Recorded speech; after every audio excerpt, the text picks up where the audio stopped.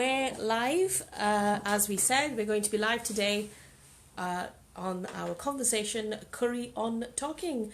Tazim Suez, who's joining us today of Taza Kitchen, and she's going to be cooking us a classic chicken masala. May I just say, we did put on the post, it was chicken tikka masala, but it is actually a chicken masala. What's the difference between the two, Taz? I would say the chicken tikka is more like a grilled or fried, but you put the spices on it and then you can steam it or fry it or grill it, whereas this is in a curry form. Fantastic, and we're going to be looking forward to you cooking that amazing dish for us shortly with all of that.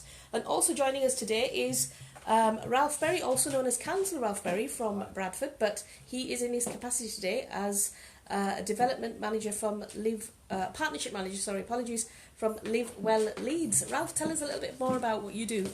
So Live Well Leeds is the community-based mental health support service that's delivering a lot of support across all parts of Leeds. Well, I've got 14 partner organisations like Hearing and Sight Loss, New Wortley Community Centre, Shantona, Gypsy and Traveller Exchange, and we're doing activities and support mainly online, but also by phone, and there are some other careful, safe, face-to-face things happening. But we're here to talk about World Mental Health Day. Food's an interesting part of it. A lot of people are talking about food and how we can have those conversations with the people we know, support each other, end the stigma, be able to give that support, not make it overly complicated, and let's just talk about our own mental health. I know there's a lot of people beginning to feel a little bit nervous about what's happening in the world, but some great things that people can do. Cooking does come up, that's one for me. Walking, cooking, artwork, sewing, it could be a range of things. And let's hear what the conversation tells us, because I think we all sometimes struggle to talk. Thank you so much for that, Ralph. And obviously, I am going to be your host today. For those who don't know the voice, it is, of course, Fatima Patel, editor of the newspaper that you're currently following, Asian Sunday News Online. So, let's start cooking. What have we got here? So we've got some chopped onions. Yes. We've got, what's that, Taz? This is my mix, my own that I mix myself. It's called Basar, and it consists of 14 blends and spices, so it makes a perfect curry with 1 tablespoon. Wow. And what's that next to it? This is your garlic and ginger paste. Fantastic. Bit of salt. A bit of salt. Always have to have salt. Yes. And we've got a beautiful array of fresh peppers, tomatoes, lime I can see there, fresh green chilies, and obviously coriander. Yes. So, what's the first thing? What do we need to do first? First thing, there's very many different ways of actually making chicken, and all the ways, as long as the end product comes out nice and it's tasty and it looks good, it all goes. So if somebody says that's the way I make it and the way you're making it is wrong, it doesn't. It's just the way you actually, it's your choice of making it, as long as the end product's good. So the way I'm going to start with is I'm going to fry a little bit of the garlic and the ginger paste in the oil. So I don't like to use a lot of oil, or I don't use any ghee or butter in my curries. I always use oil. I use good quality oil, and I use rapeseed oil and a blend of sunflower oil. So is that the secret to a very good chicken masala? I would say so, but obviously people have different preferences. And the other secret is that I don't use a lot of it. You don't really want a greasy curry. You want to be able to taste the spices. You want to be able to taste the chicken. And a lot of oil doesn't help. So we're going to make around about just under 1 kilo of chicken off the bone, the leg one. So I'm going to put enough in here to just basically cover the base of this pan. I think a lot of people struggle with the stigma. They feel a bit ashamed to talk about it, and I think what we find is that people can come from any background, Right. any walk of life, but there are some things that we've been picking up about how the recent crisis and things is affecting each other. It is, and what I found is that, especially in the Asian community, what I found is that if a family member has mental health issues, It gets brushed under the carpet. Families don't want other people to know about it because, especially if it's a young child or an adult teenager, they don't want to spoil their marriage prospects by. Oh right. Yeah, Okay. we come across a lot of that where, especially if it's the female as well, people don't really want to admit that this person's got mental health issues or there is an issue in the family, because it really does affect marriage issues here, because they're thinking that we want to get our son or our daughter married, and this is really going to affect it. And that's quite a big thing in the Asian community. I've noticed is that this can come up in any family, in anybody's work or any circumstances. Yeah. And what we'd like over World Mental Health Day is for people to feel okay. Yeah. To just say they don't feel okay, and to recognise that lots of other people are having a similar experience. I think it is really important for people to be able to admit that it's not okay. It would be really, really important for that to happen, but I think a lot of people are just are struggling to admit it as well. So one of the things that we look at with all the support we're giving is how people can find little things they do that could make things a lot easier. Yeah. And I work near Potter Newton Park, and I notice a lot more people have been going out for walks with a friend. Yeah. It's a big one for men, and I know that one of the projects we support, New Wortley Community Centre, have been doing walks, guided and led, and sometimes they say for men in particular, but also I'm sure this applies for women, is going for a walk with a friend and having a talk is one of the most important things you can do. I think so. I think it's really important to be able to trust somebody, to be able to talk to them about your inner, it could be a problem, it could be an issue, it could be, even if you're happy about something, you just want to talk about it. So I think it's really, really, really important for that to happen.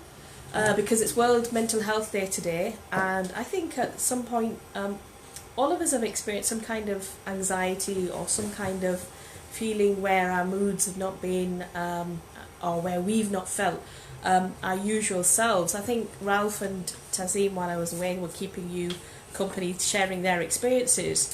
There's a lot of good work that obviously Live Well Leeds are doing at the moment, aren't they, Ralph? And do you want to tell us a little bit more about the kind of work that's going on? Well, we've got a whole range of groups going, and because of the pandemic things we're in, a lot of that is on things like Zoom or WhatsApp. And with the partners that we have, like for example Irish Health and Homes, they've got a number of groups running. One of our partners, Getaway Girls, are doing an online thing called She Writes, where young women who are getting mental health support are writing their stories and learning to write, and that can be really, really, really powerful. But one of the things we've discovered is the power of a good old-fashioned chat on the phone. I don't know if other people recognise that before this lockdown, and we may be going into something else, everybody was doing things by social media. Yes, there was some face-to-face. But what we've found is if we actually agree a time for people to have a proper chat, often with a cup of tea by their side, that's really important.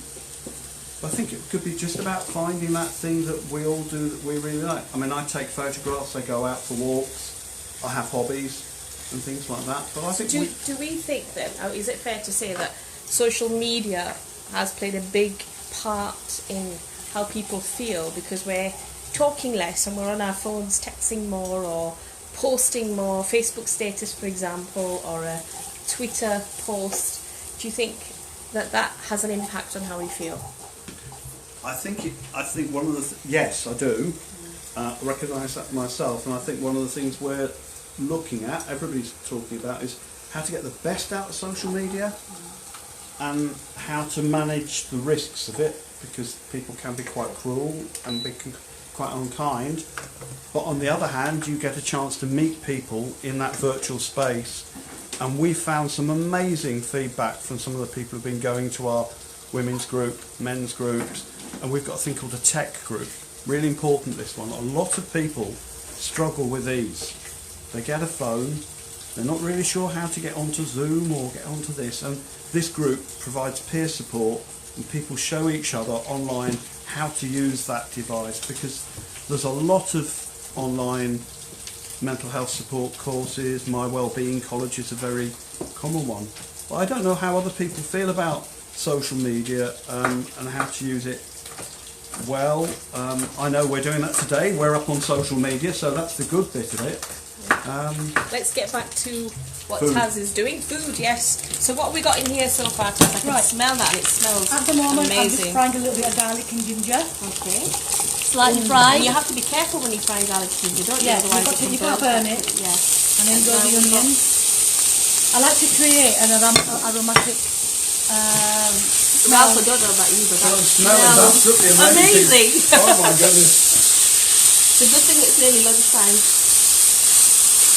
So you've got garlic, a bit of oil, Yeah, ginger garlic paste, that's right. and now you've got chopped The onions. chopped onions have gone in there. I'm going to let them saute a little bit. Now I've been Not going to told, burn Taz, them. that even your onions make a difference Yeah. when you're making a curry, how you chop them. Yeah, Is that absolutely. right? Yes, that's right. So what would you recommend in your classic chicken masala? I recommend it finely chopped. Yeah. A bit like this? Yeah, some people like it sliced, but I recommend it finely chopped. And I know some people actually puree their onions and their ginger garlic and their tomatoes, and they actually puree it all and then put that in the oil.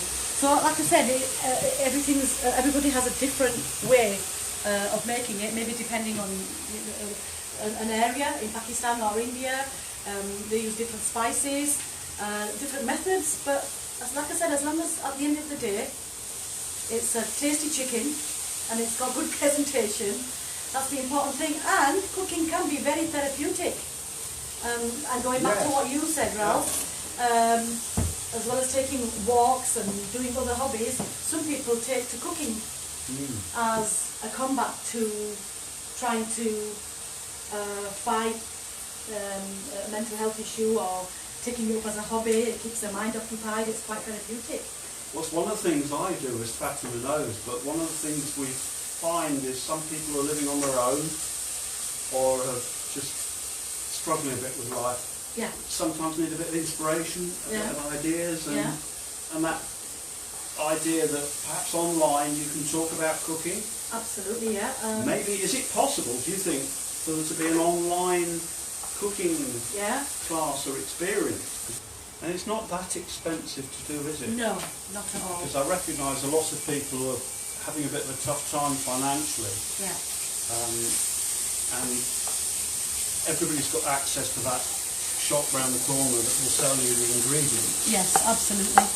And we found one of the things we've been doing at Touchstone, who I work for, is we've been doing a food bank.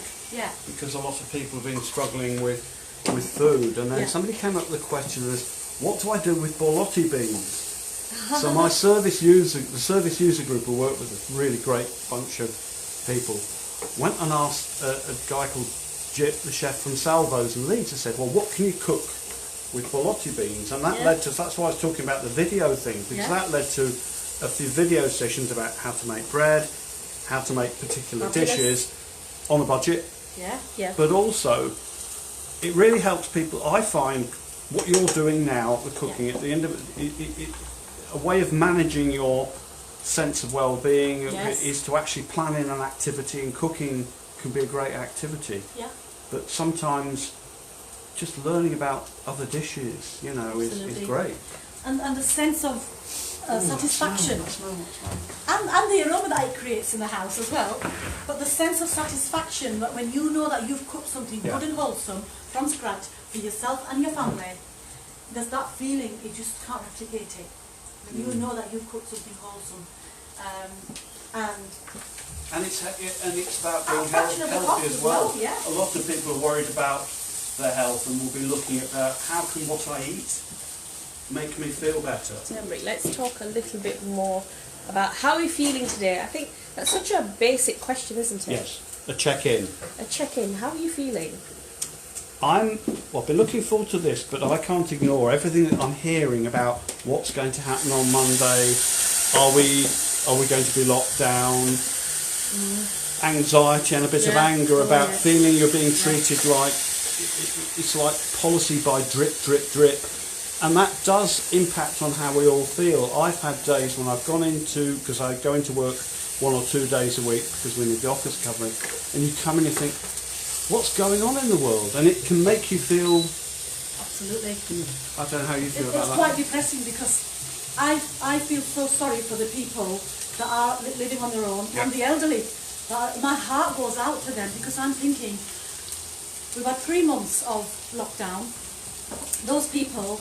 I saw some videos where a son was trying to talk to his mother through the window, and my heart just bled because I thought this lady's not had no human connection in the last 3 months, and she's on her own. What if she falls at night? There was just so much upset in my heart, and I'm thinking, I've got my children around me. I've got some human contact, but what about these people that are living on their own that can't go out? Surely it's not good for their mental health and mental, for their mind and for their well-being.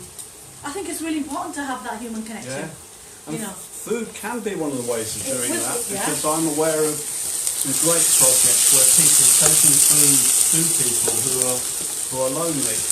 And I know some of my Sikh colleagues have been doing this for some time.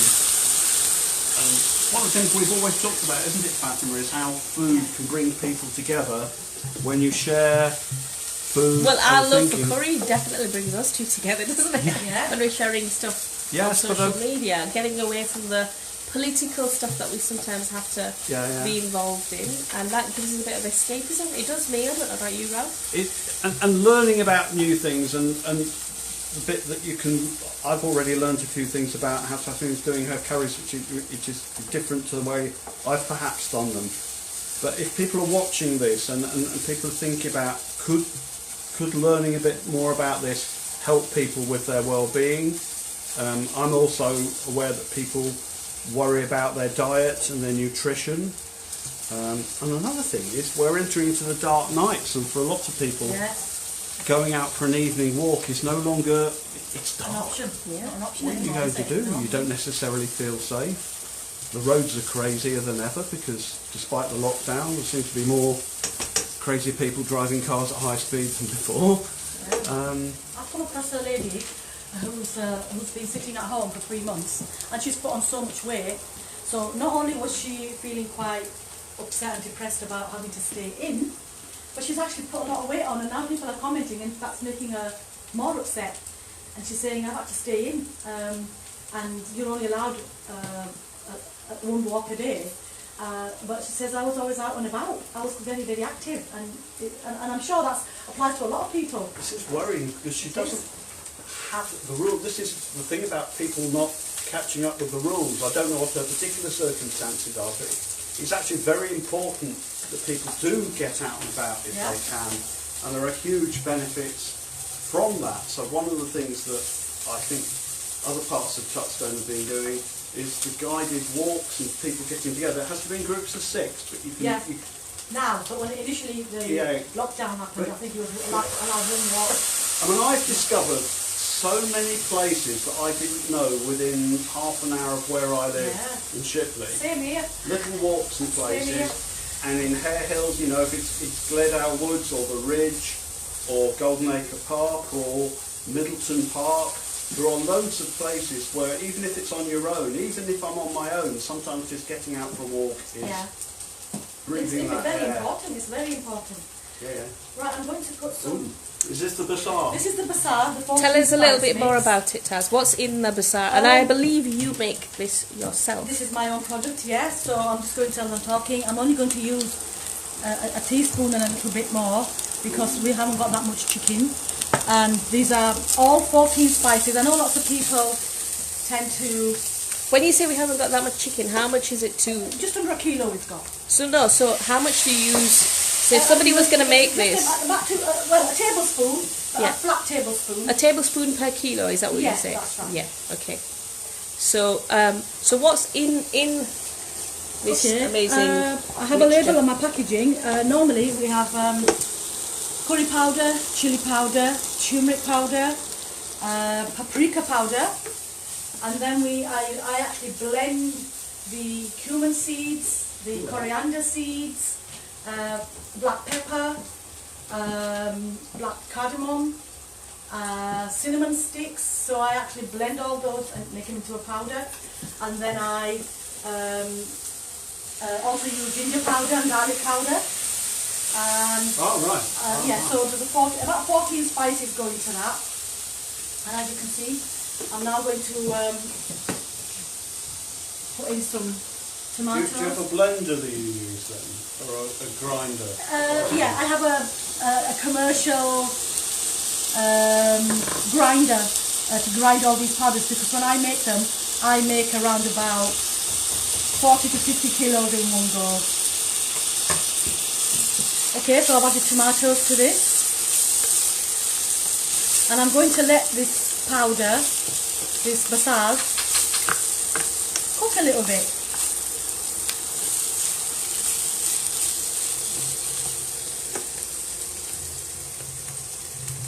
And I'm adding water, a little bit of water each time, because I don't want it to stick to the pan. Now, normally when you see a curry being made, you see a lot of ghee, a lot of oil bubbling up. My whole aim is not to put a lot of ghee and a lot of oil in a curry. I don't want an oily and a greasy curry. So this is why you won't see a lot of oil bubbling.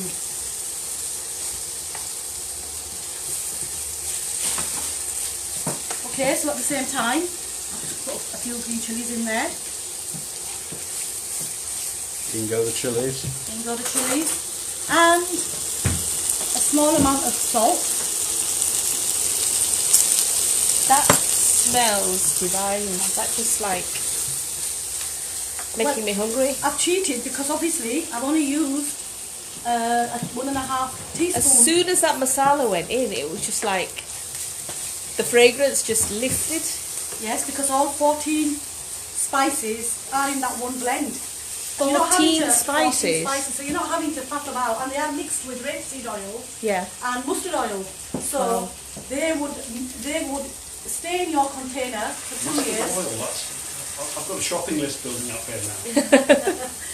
So these would stay in your container and not go off. It's like a fine wine. The older they are, the tastier they become.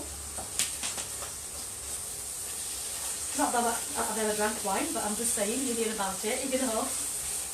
So talking about mental health, Tazim, you were telling us that you've had some relatives who have struggled and suffered, and some have had tragic deaths as well as a result of their mental state. Do you think within the Asian community where we don't talk about it as much, and we tend to believe more in spirits and peers and people like that to go and seek help with rather than medical help? Yes, I actually tell a few of my relatives off, because one of them says to me, I see things, I hear things, and I says, yeah, it could be a medical condition. No, somebody's put black magic on me, or so a lot of people that have got an issue, some sort of a mental health issue, will blame it on somebody having done black magic, and that's a very, very, very important thing, especially in our culture. Blame the blame game. And I'm saying, no, but have you thought you might have actually a medical mental health issue? Have you been to see, well, I know that I've got black magic on me. I went to see somebody and they said to me that somebody's done something on you. And I said, yeah, but they're only asking you, they're going to try and get you to pay money. And hundreds of it, thousands even, saying that we're going to get this black magic taken off you. And I said, but if you believe in the Quran, you don't need to go to anybody else to get this black magic taken off you. And please, please, please, go and seek some medical help, you know, because it could be a medical issue, and medication may help you. It might do, but for many things, it's a rational response. Many of the things that people are affected by, for example, if you feel anxiety and you're suffering from lack of sleep, and you haven't really come to terms with someone who in your family has just passed away, died.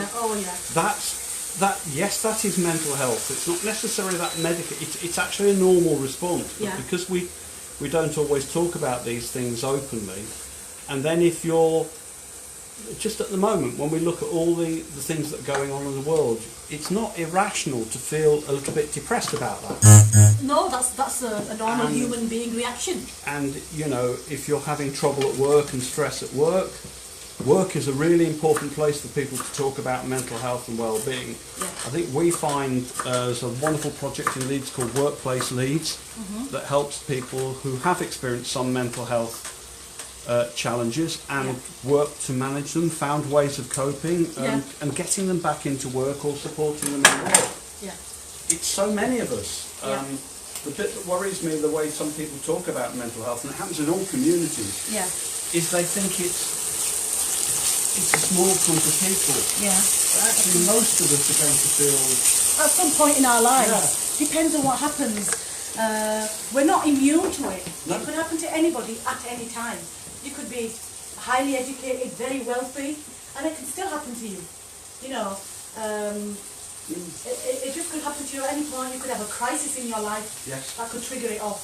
And I think that's really important to be able to accept that and admit that can happen, because some people think, no, it's not going to happen to me.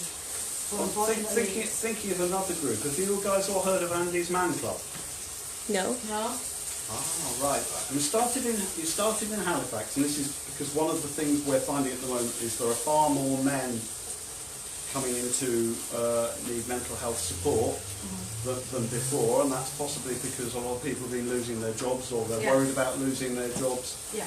And also quite a lot of people who have contact arrangements with their children have been having difficulties over the pandemic and everything. Yeah. And they've been running, they were running mental health support groups for men at Millside Centre in Bradford and in Leeds. And they were getting really big numbers of men coming forward, because men of all cultures do struggle to talk about their mental health.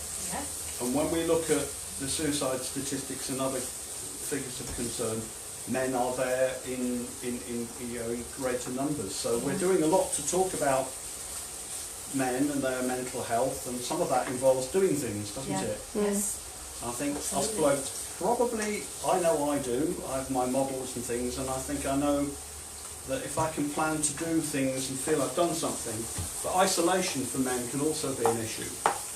Absolutely. I would say... Admitting you're weak, actually it's strong to know that how you're feeling, your own really feelings. important, And I think anything like this that can help people talk about it, because, you know, in our families, in our networks, I want my children, I want our children to be brought up to know that this is part of life, that you will know people from time to time. Yeah. Be kind. Yeah. And if someone's experiencing, if you see someone who's experiencing mood changes or anxiety, or you haven't seen them for a while, they're a bit down, be supportive and not label them. Yeah.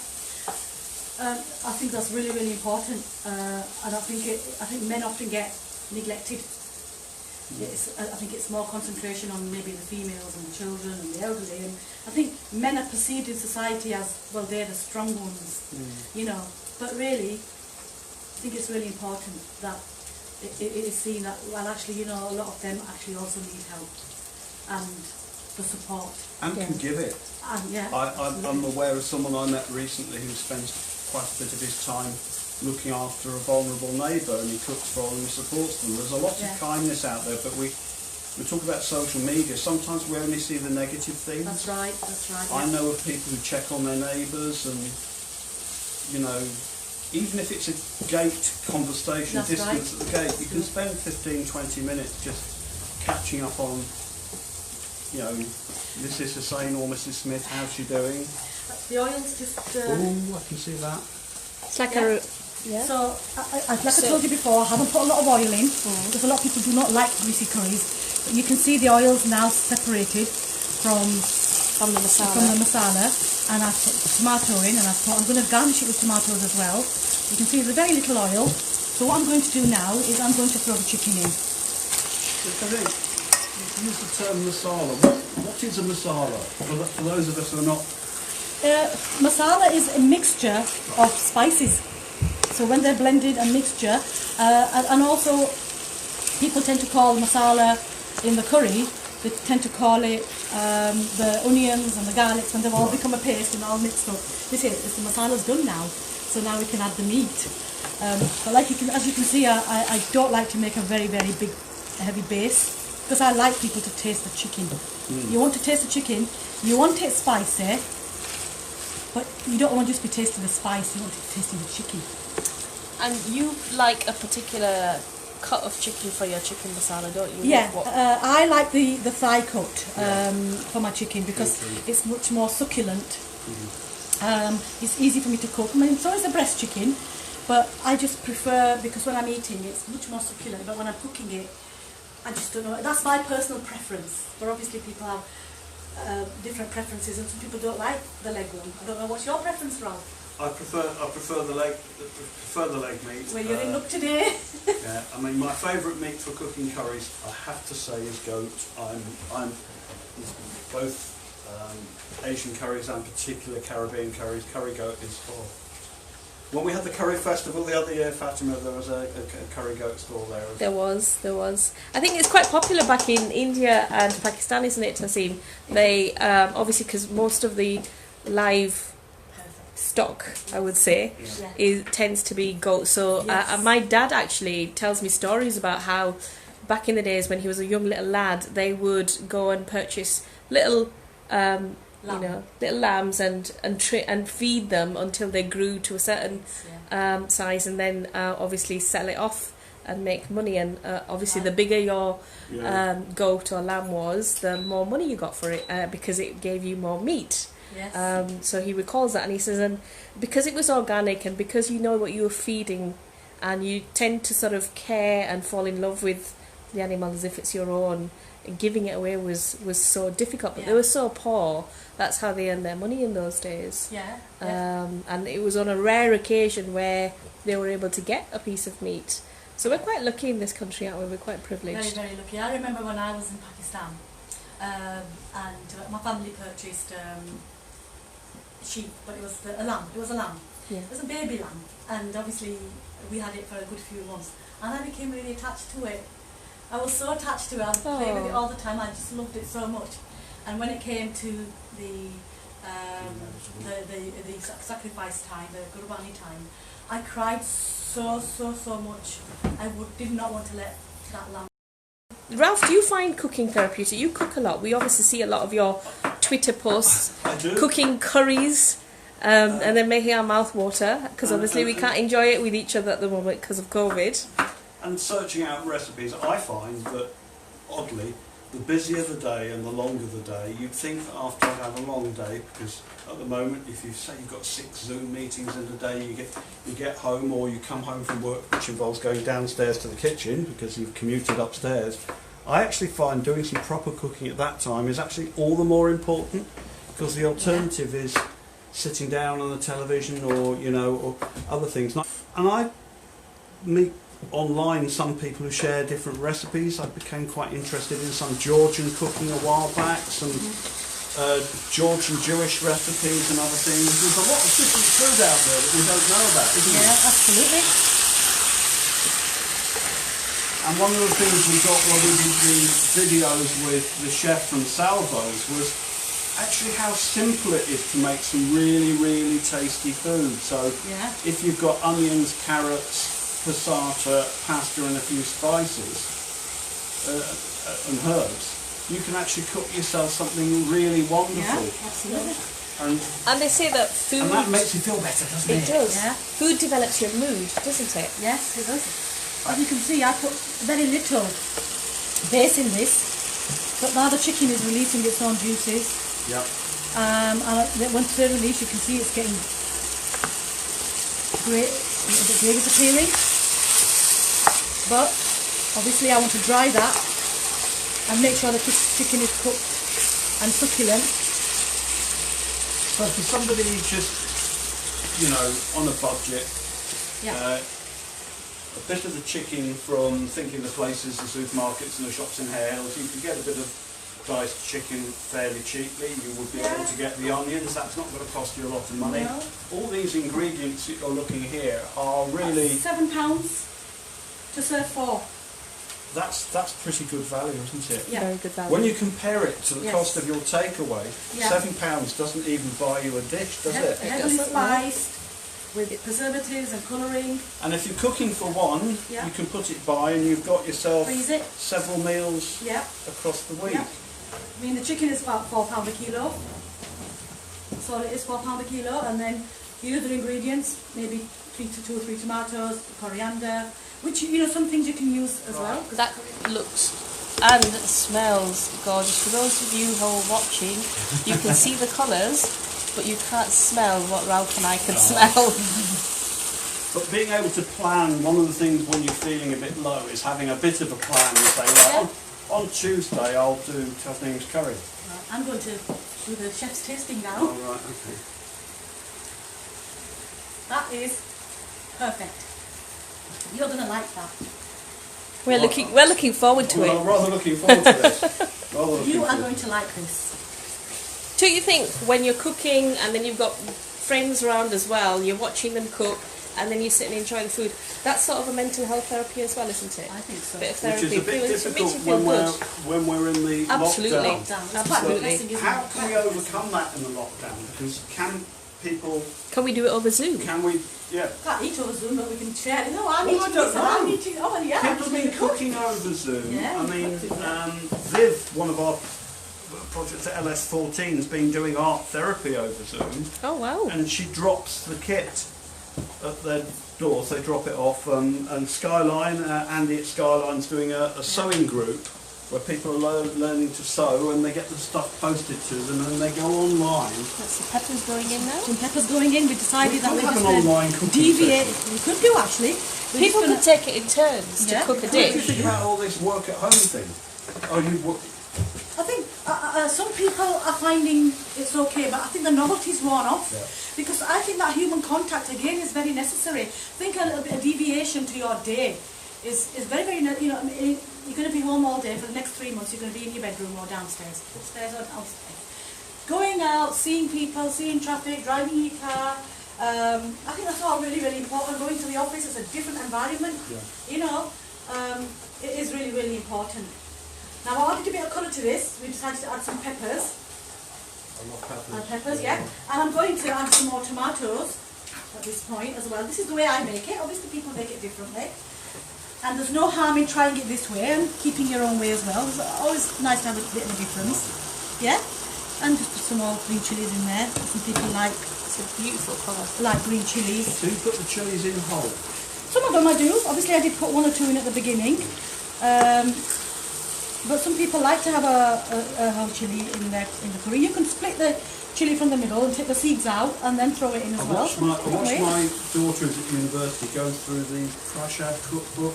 Oh, Yes. All the different things you can do with chilies. And I know we've been talking about meat here, but I'm aware that there are a lot of people who don't eat meat, and there's, in a sense, some of the most economical food you can cook is using dal, isn't it? yes. Maybe another session we could do the world of dal. Dal. Oh, beautiful. I'm going to cook some dal today actually. When I wander down Hack supermarket, you know, there's a whole aisle of different dals, Yes. and they each have their own. Only different flavours, no different textures, different But ways if of you're cooking it as on well, a isn't there? budget, dal's a It's really quite good nice. thing, isn't it? Yes. And it's good on protein as well as that. So, I mean, if you eat good food, that can also have an impact on your mental well-being as well, Yes. can't it? Absolutely. It give you energy, makes you feel good about yourself, and I think that gives you a positive outlook. So tell us, what's your favourite dish, Taz? Because obviously you do a lot of cooking, and you're known as the paratha lady. For those people who don't know yet, Taz makes the most awesome parathas. I don't think anybody in Bradford can make them as good as her Taza kitchen can, and they're huge. They're not even standard size, they're huge size. So tell us a little bit about your favourite food. What do you like cooking and what do you like eating? I like sag, the sarsuga sag, which is So that's it's spinach. mustard leaves, Yeah. mustard Oh, leaves. right. Yeah, I love that. I sell a lot of that as well. That's very rich in iron as well, isn't it? So it's very good for your health. Yes. Yeah, I make that almost every day and I sell out every day on that. And I can stuff that in the paratha for you. Or you could have it with the makkei roti, which is the cornmeal flour chapati. So for those people who are wheat intolerant, Really? Ooh. this is a chapati which is made with zero wheat, the vegan friendly as well, isn't it? Absolutely, yeah. Where can you get those? We make at her cafe. I think I need to take somebody. I think for those who are watching, if you don't know where it is, it's at Thornbury Community Centre. That's a kitchen. She also has a stall at the Sunday markets. Sunday markets, yeah. I used to be in market when I just moved out into a food trailer. Which markets do you do? I just do a Cannon Mills market. I've been doing it for 9 years, and that's where I started. I've been there since I was a student. That's where I started all this catering and cooking business through Cannon Mills, because I went to sell my spices. That's all I went to do. So, ladies out there, if you are, I think your journey is quite inspirational. I don't think Taz is telling everybody the real story, so I think I need to step in here. She decided to become a mature student after having children, being a single mom, and she went on to do a law degree. While she was doing her law degree, she needed extra revenue to pay for the degree. So what did she do? She decided to develop her own spices and sell them, and that's how she then got into cafe and cooking. Is that right? That's right, yeah. So how inspirational is that? So That's brilliant. You can then, so Taz, I don't know if you don't mind me revealing how old you are, but Taz is obviously very mature. She's very young. 4 to 5 decades, let's just say. And at this age, she's obviously brought up her children. They've all studied and, got their own careers. And then she decided to go off and do her own studying and do a law degree, as well as run a business and fund it by obviously establishing these spices. So people, that's what you call inspiration, and that's also I hope giving you motivation that you can do things at any age, at any time. That's right, absolutely. If you put your mind to it. Yes, I got first in my final year as well. So for somebody people were saying, how can you study? We haven't got the confidence to go back and study. It will be too much for us. And I was saying, no, actually, it's not hard. So I inspired a lot of the ladies to try and go back to uni as well. It can be daunting, going into university where predominantly it's younger people, Of course, yeah. half your age. Were you not nervous? Did you not get any anxiety? How did you manage it? How did you manage your emotions? I actually stuck around with a 24-year-old girl, and she was married, and her husband wasn't happy about her having to catch taxis to uni or catch buses, and luckily she lived near me, and I was picking her up every day and bringing her back, and we were studying the same subject, so we stuck around all day together. Which uni was it? Bradford University. I chose Bradford. Bradford's the best, so I chose Bradford. Well, I went to Bradford as well. There you go, and I think people should look more at this, and if you had this deep desire, especially the ladies that when they were young in my time in the cultural, where it wasn't the done thing to go to university, and a lot of people have had this deep down desire that I really wanted to study. Honestly, there's nothing stopping you, and especially if your kids have grown up and you're at home and you're feeling lonely, you're feeling redundant in a way, and that again can give you mental health issues. Do something about it. Set up a cooking, small catering, food industry. The food industry is always going to be there. So set up a small cottage. I'm going to be putting videos up. Follow me. I'm going to be putting you through the food and safety and hygiene on the videos. I'm going to give you advice on how to get up and running. Go back to uni and please study. Go do your GCSEs. Do something. Make yourself make it worth, for you. And that's not just for the ladies, that's for the men too. Yes. Some very inspirational advice there, and I think, Are we nearly done? you weren't daunted by the prospect of going to university. No, it was really good. I actually helped a lot of the other younger students. Yeah, they'll say... Did you mother them, Tazzy? I did. They used to call me mum. They used to call me mum and auntie. They say, would you just read out an assignment, please? And I would help them because I wanted, to be part of that group. And I really enjoyed my 3 years at Bradford University. It's amazing. That's fantastic. Yeah. I know all the universities are now trying to encourage that sort of access. Yeah. I like hearing that. There's a lot of students, obviously we're talking about university, and right now students have all obviously gone back, and there have been a number of cases in some universities with COVID. What advice and tips can we give younger people about mental well-being? There's a lot online, to be fair. A lot of advice is available to get support online. It's interesting because I've got a daughter who's at Manchester University in the middle of a lockdown. So what advice did you give her as a father? Well, firstly, follow the COVID be very careful with your COVID and check that your housemates are all. They've formed a pact in a sense that they're all going to look after each other. I think that's very important. Stay in touch with your family. Use the social media, your Zoom and other things. But they get out, they walk. Exercise routine seems to be a common one with a lot of young people, and I've noticed a lot of take online yoga. Must be one of the biggest things going in the country at the moment. I know quite a lot of people are doing online yoga, online gaming, board games or other things. There's all sorts of quizzes and things. So I think in some ways young people are leading us here. I'm picking up a lot of new ideas from my daughter and other people, but I do feel for them. 3 hours of tuition a week for £9,000 in. You borrowed £9,000. I feel quite angry about the way students are being treated, but I think we need to do, as a lot of parents, you mentioned I'm an empty nester. All my kids have grown and left home in some measure, but staying in touch. And that's what a lot of people are going to be talking about is how can we support, our nephews, nieces or others who are around the country. Okay, I've nearly done. As you can see, because I put... How do you know that's done? I can just tell because I'm a cook. the chicken's own juices have evaporated, and it's become tender. I've just tasted it. So, and I can prod it as well. You can prod it with a knife, and it is done. Chicken cooks very quickly. You don't want to be overcooking it, because if you overcook it, it becomes rubbery, and you don't want that. You want succulent, tender pieces. Now, you can serve this. I'm going to garnish this with a little bit of coriander to give it more colour, and you could add chopped tomatoes on there, more chopped tomatoes. And as you can see, because I put very little oil in it, there's very little oil coming to the top. Can you see? There's only very little, so you could actually eat that with a spoon.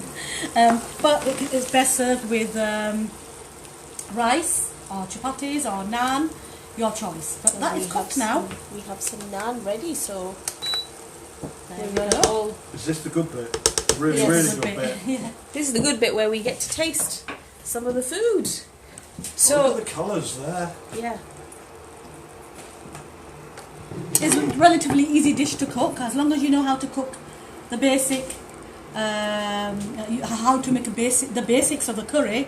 It is relatively easy. It really is simple. People, I don't know, feel quite daunted about it. And my basar mix actually helps because you're not fuffing about with different spices. Although when you make different dishes, sometimes it's nice to try the different spices and put some in and eliminate some. But this is just so simple. You can buy basar mixes at most Asian. My brand is only sold. My brand is only sold by me in either Cannon Mills or in my cafe, which is Daza Kitchen in the Thornbury Centre. Really, and other than that, you really have to give me a ring or follow me on Snapchat. I'm going to have to try and obtain some of this. Yes. But it's just that bit of making it easier. Does make it easier to make the curries. Absolutely. That's like all your spices sorted out. And That's right. And they stay for a good few years as well. They don't go off because they're only mixed with fine good oils. So Oh, it's been wonderful. It's been great. So we're going to share the final recipe. So for those of you visiting, keep watching. We will share the full recipe later, and obviously the final dish that we will be enjoying here with some naan bread.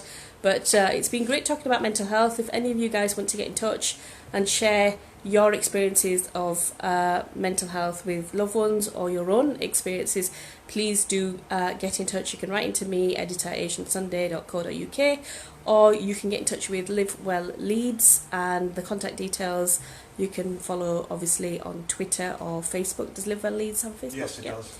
And I'm sure you'll be able to get all the information on there. But in the meantime, I think the advice is, obviously we're living through COVID, so follow the COVID guidelines, stay well. The important message is to look out for each other, get in touch with each other, quick phone call, checking up on people, and just being kind. A simple message of how are you, I think we can start off with, can't we? And just check in on your neighbours and a smile. Yes. Wearing a smile, actually, that reminds me, when I go to supermarket, obviously you can't see them now because you're wearing face masks. But when I used to go in, and if somebody was smiling at me, that actually made me feel good, even though I didn't know the person. complete stranger. So you're absolutely right, Tazim. I think wearing a smile makes a big difference, although we can't see many of them right now, but I'm sure you can feel them from behind the mask. But anyway, everybody, we're signing out now. Stay safe, stay well, and look out for each other.